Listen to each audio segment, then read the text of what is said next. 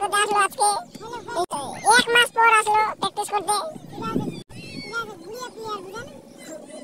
ইনি আমাদের গোলকিপার খেলেন, ইনি ছোট, ইনি আমাদের চান্দলের সুপারস্টার ডিফেন্স। ইনি 500 টাকা খেপ মারে।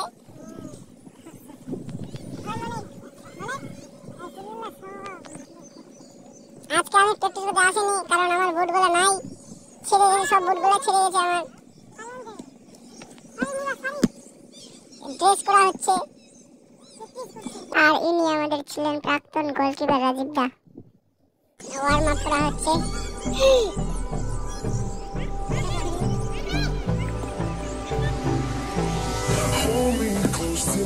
এটা আমাদের চান্দল মাঠে প্র্যাকটিস করা হচ্ছে। এই দেখতে পাচ্ছেন চান্দল মাঠ। Storms we chase are leading us, and love is all we'll ever try.